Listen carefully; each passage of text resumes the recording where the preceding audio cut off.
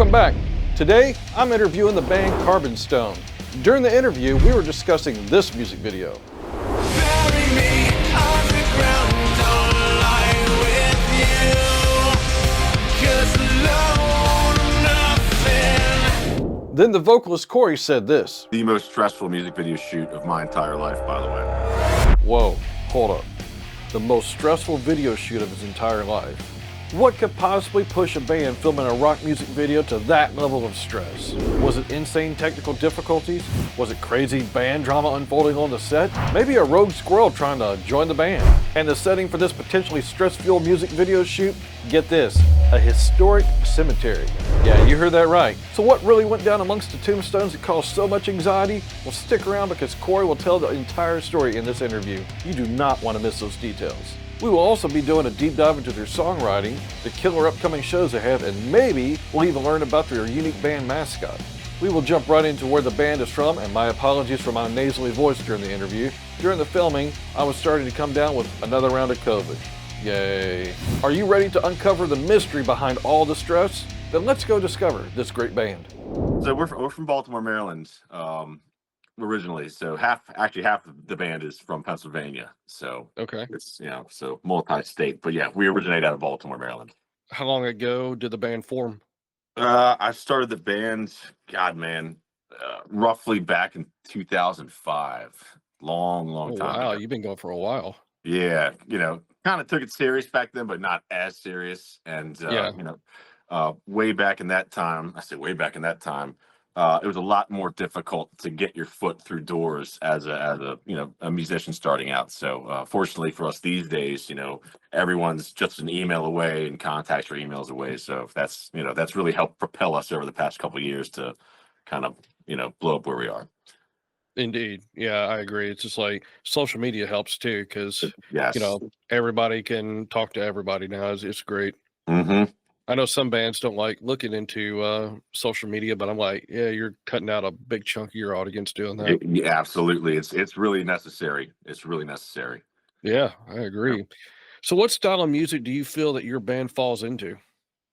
So I've always kind of said like industrial alternative metal. Mhm. But a lot of people over the years have been labeling us more new metal-ish. And I'm a Okay. huge fan of new metal like Korn and Godsmack and Yeah. all that stuff. So I guess industrial new metal. Yes. Very cool. Yeah. When I was listening to a lot of your stuff, I was kind of getting that vibe that there's some heavy Nine Inch Nails influence into it, just like in the keys and stuff like that. Yep. Yep. What is that one band? They were an alternative band back in the day that I forget the name of that band now. Jesus, Do they start with a T? they could start with anything right now. I wouldn't know. Trucks Company, maybe? No, Have you ever heard no. this? I'm trying to think of. Yeah, there's a band that was like way before their time. They had a song that's like one of the lyrics of the song was, "Why can't I obsess without you?" Oh, I'm a huge fan of them. They're actually called Stabbing Westward. Stabbing Westward. Yeah. Yes, thank you Yes. so much. Yes, we've played with them. Chris, the vocalist, is a phenomenal dude. That's huge influence for me growing up in the '90s. Oh yeah, for me too. And Yes. I just, for some odd reason, I just have brain issues right now. Yeah, there's a lot. It's blame it on the flu. Yep, that's what it is. That's exactly what it is. Hell yeah. Now, is your band signed to any label, or are you looking for representation from a label right now? Yeah, we're currently searching for representations. It's got to be the right thing. We've had Yeah, a lot of offers come through that we've been thankful for, but it's not what we need or want at the time we are. sure. So we're currently managed by EMG Management, Extreme Management Group, and they have bands like Suffocation, Cannibal Corpse on their roster. So that's pretty cool. But Yeah. yeah, we're everything's independent. We finance everything ourselves, which is holy hell expensive as fuck. Oh yeah. uh, Yeah. Very much yeah, so. you're talking about $1,500 to $2,000 just for a song in the studio. It's crazy. But yeah, we're working on a new album and we're shopping that around to other labels as well. So we'll see what happens. I mean, some crazy stuff's going on this year for us already. So Yeah. Speaking of which, I mean, you guys started off with a bang. As I was reading that you had fan voted song band of the year or song of the year. Which was it? Yeah, song of the year on 2 separate radio stations, and it was 2 different songs. It was White Noise and Echoes, actually. So pretty Very, crazy. Yeah, very cool. Very pretty cool. cool. I also see that you guys are going to be playing the Incarceration. That's at Music and Tattoo Festival. Yes, that's a massive festival. I'm so fucking excited for that. That's gonna be crazy to share the stage with, you know, the mega gods like Slipknot and Marilyn Manson and Slaughter we're to beyond Prevail. stoked. Yeah, and our really good friends in Spine Shank a couple weeks ago, they got added to the same day as us, and I was like, holy shit, that that's gonna be amazing for us to be able to hang out, same day. So we're fucking stoked, man. Was that a pay-to-play gig, or was that something that you won a contest? How did Yeah, that work out? that wasn't pay to play. That was a lot of hard work and a shit ton of emails and a Wow. lot of fingers crossed, man.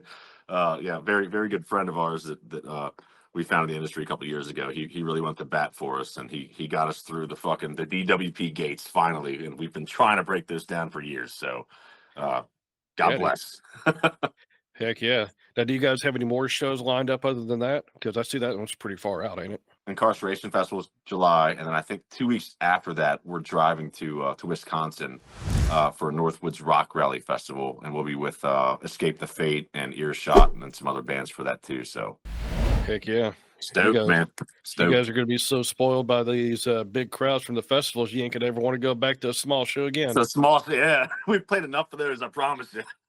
Understood. I've played my fair share in that. After a while, you play that big show, then you go back to the small circuits. Like, I do have a lot of people here, but it's not a lot of people. We're not talking 40,000 people. Right. Yeah. Right.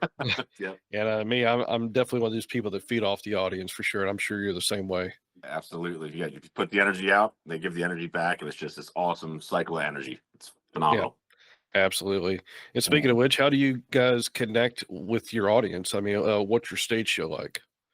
I'll talk to the crowd in between songs. I'll scream at the crowd while we're playing songs. Tons of fan interaction, and I really, we as a band pride ourselves in that because and I can't say it enough to other artists is that without your fans you're dead. There's nothing. It doesn't. You could be the most talented musician on the planet, but if you don't interact with your fans and you don't create that connection and have those fans, you're falling on deaf ears. You know what I mean? So.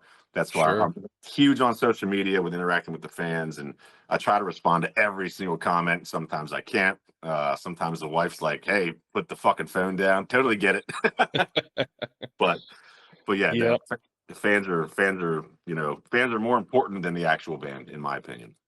You've told me that you've seen some challenges over time with putting your band together because there was issues with taking it seriously at the time. What other challenges has this band faced? It's been like some of the hardest ones to overcome. Oh man, one of the big ones was when COVID first dropped. That that shut everything down. And we weren't really jumping back out in the scene. Let me rewind a little bit. So the band actually went on a hiatus back in 2014. Okay. And I brought it back. I got serious about it again in the end of 2020. So we really kind of dodged the COVID bullet, fortunately, with performing out live and all that stuff. So all this crazy stuff that's happened, it's been in less than 4 years. So Wow. but because I don't want to be 80 years old and looking back and going, fuck, man, I should have tried harder. That's my biggest fear in life is old age regret. So, just hit the ground running again and just put everything into it and see what happens. But the big challenge is scheduling. Scheduling is probably one of the most difficult things that we've faced as a band. Lineup changes. We've had several lineup changes because a lot of guys they'll join the project and say they share the same mentality, and then you get through about a year and they're like, yeah, I'm not feeling it anymore. I'm gonna quit for this reason, or I'm gonna quit for a female, or it's just and life happens, and I get it, but I'm focus driven. And it's the guys I have now are really on the same page finally, and it's pretty badass. Well, that's very good.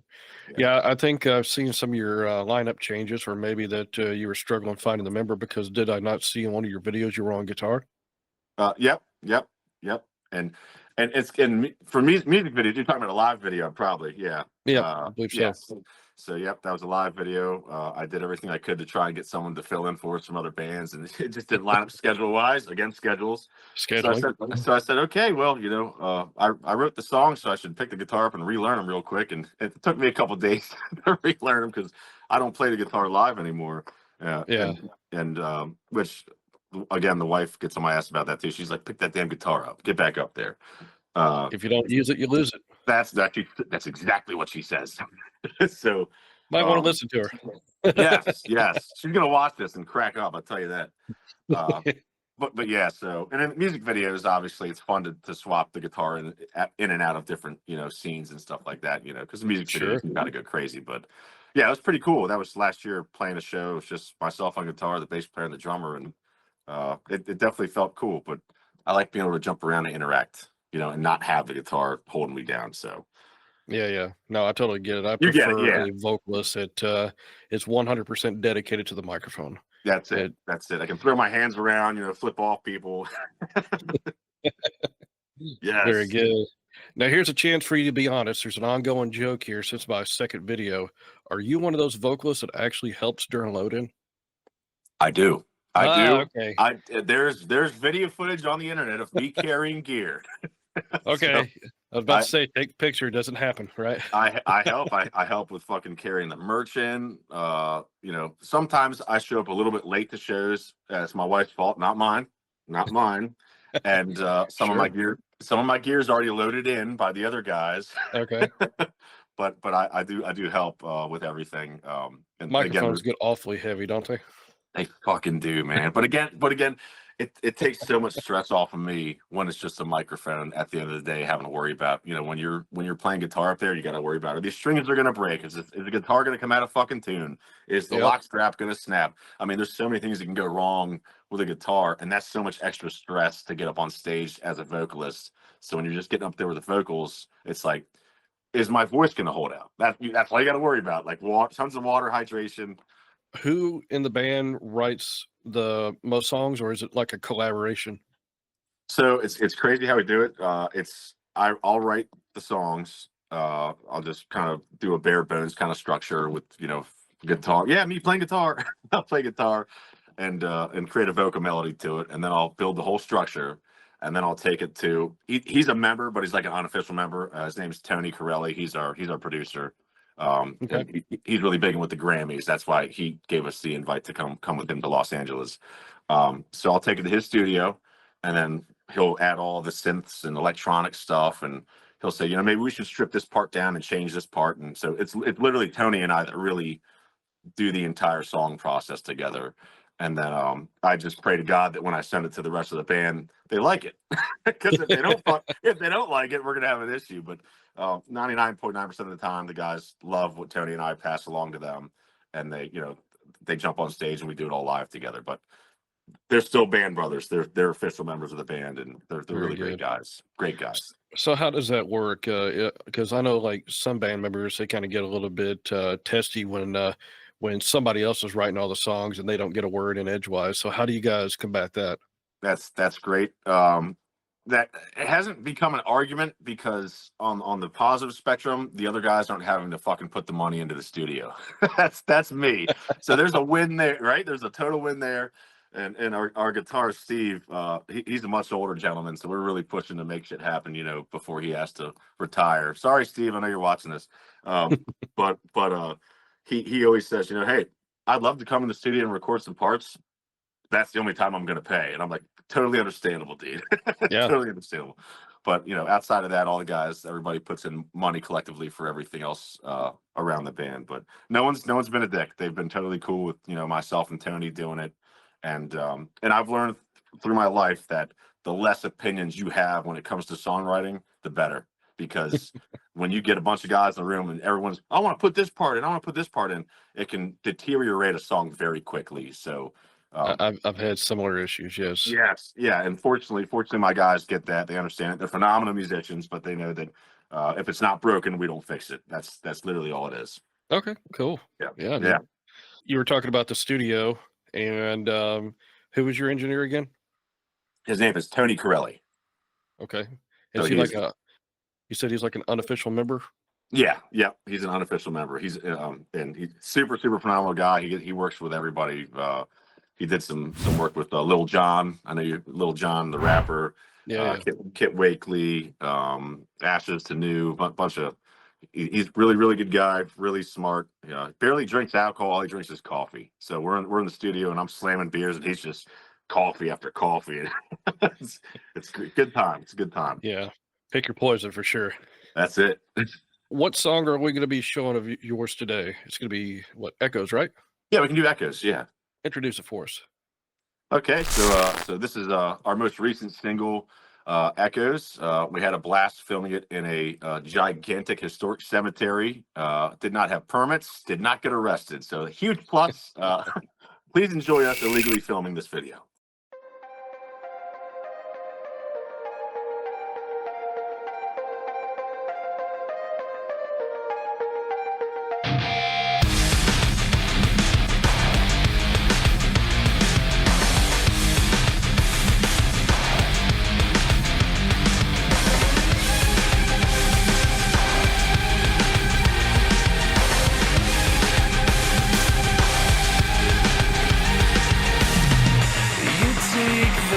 Time to watch me bleed over. It's like you love my suffering. This pain is contagious. Bury me underground, don't lie with you. 'Cause alone I'm nothing, searching for anything to get me through. I'm so self-destructive.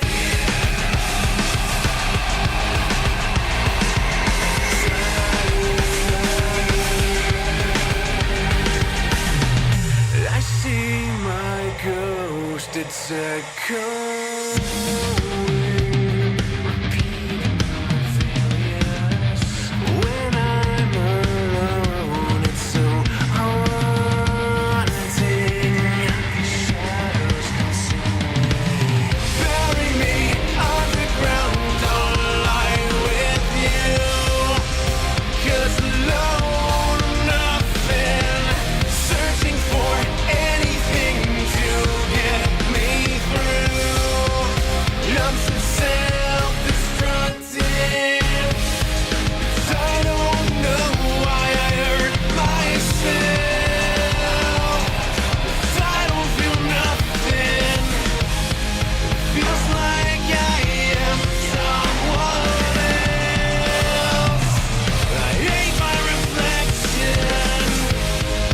No one hears me when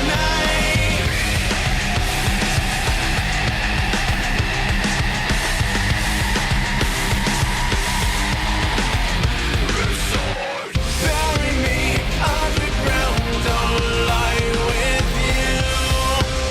'Cause alone I'm nothing, searching for anything to get me through. I'm so self-destructive. Bury me underground, don't lie with you. 'Cause alone I'm nothing, searching for anything to get me through. I'm so self-destructive.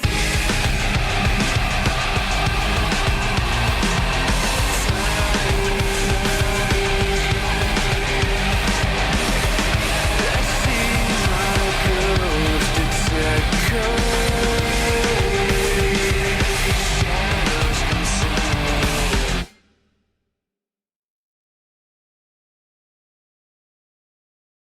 When I first heard that song, dude, I was all about it. So congratulations again for a very tight song. Now I will tell you, Thank you. there's some cool stuff in that right there because I really do like cemeteries. And that cemetery reminds me of one that I used to work at when I was up in Nashville, Tennessee. So what was the name of that cemetery? Or is that You something you know, want to disclose? yeah. I don't know if I can disclose that publicly. Yeah, there's an old cemetery up in Nashville called Mount Olivet Cemetery. Mhm. and it has those huge monuments like that. It's beautiful, like those underground crypts like that. Yeah. Very cool stuff. Yeah, But that yeah, was the most stressful music video shoot of my entire life, by the way. tell me about the evil critter that is in all your videos. Oh, okay, Frankie. Yeah. So and It this has a is name. it has a name. It has a name, and let me tell you, the ladies love him at the shows. But back in 2021, when we were kind of doing the huge comeback thing, we were filming or writing. I was writing the script for the song called "AM Trauma" for the music video, Sure. and the whole video is basically like it was inspired by the movie Blade, the intro scene, the whole cool vampire bar thing going on. Because I'm a huge horror fan. So we wanted to get like a bartender, and I thought it'd be really cool for the bartender to have like a really off-putting kind of fucked up mask, to really kind of add some craziness to the video. So we looked around for masks, and we settled on the bear mask. And he got back there and did great for the music video. Again, it's called AM Trauma.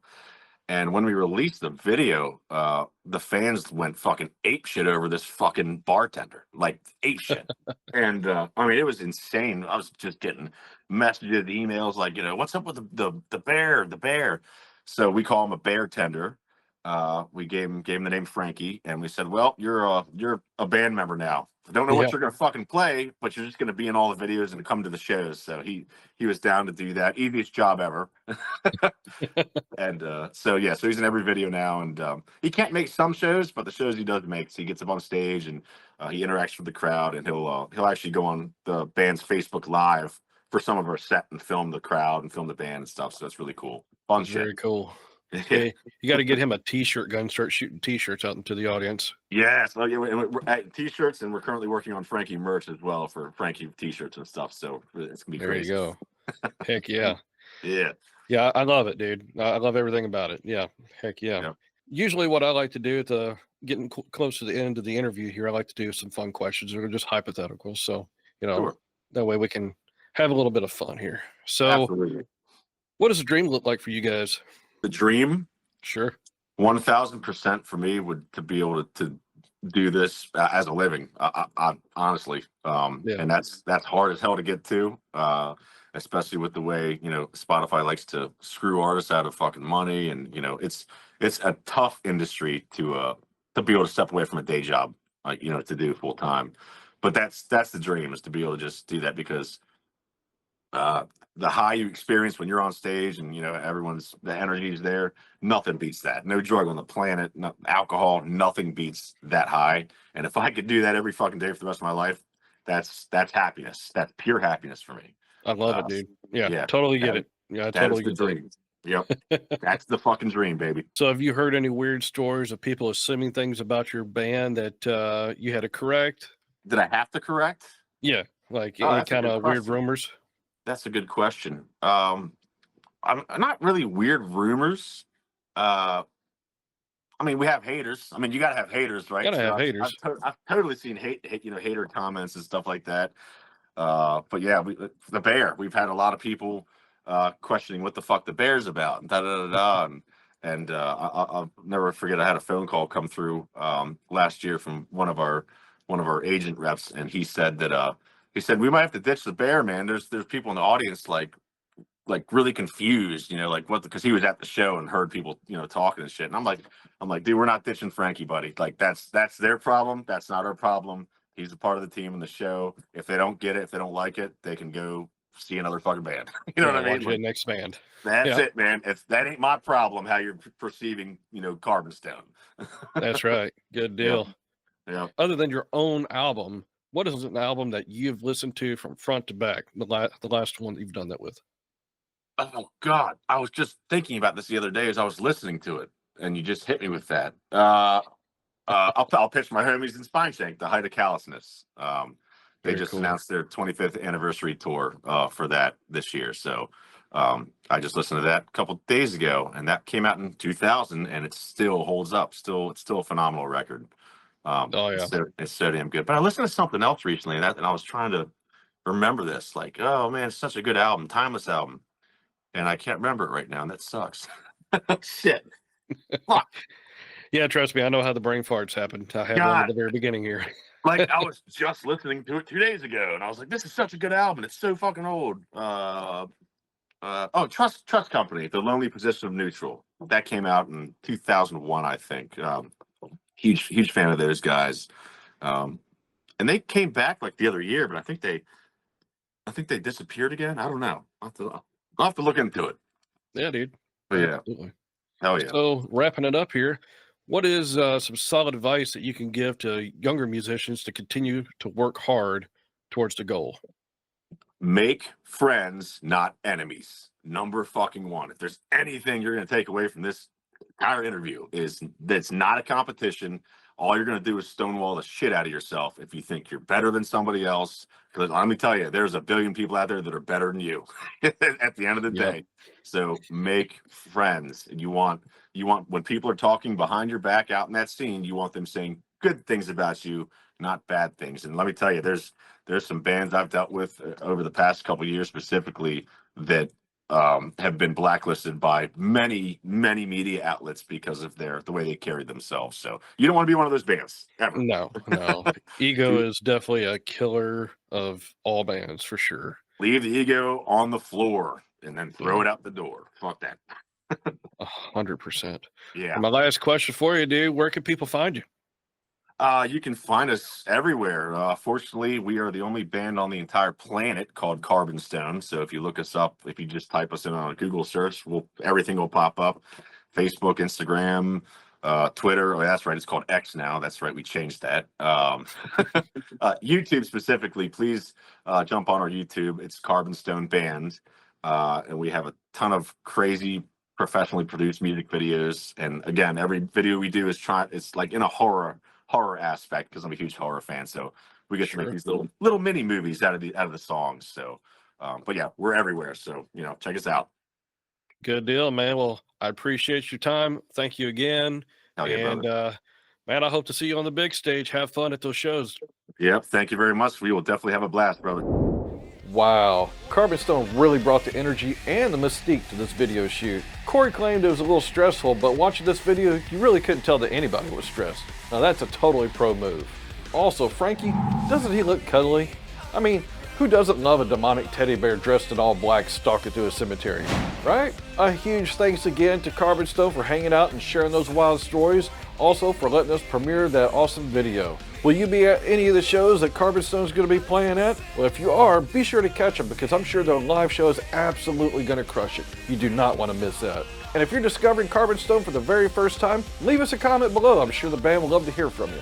Alrighty fans, if you dug this interview and you enjoyed that Carbonstone music video, shred that like button. Let YouTube know that the rock and metal scene is still alive and kicking. Take that subscribe button into the mosh pit and destroy it. And don't forget to ring that notification bell so you're the first in line for new content. With your support, maybe, just maybe, we can convince Carbonstone to let Frankie host the next interview. Imagine that. And until next time, remember, the music scene starts with you.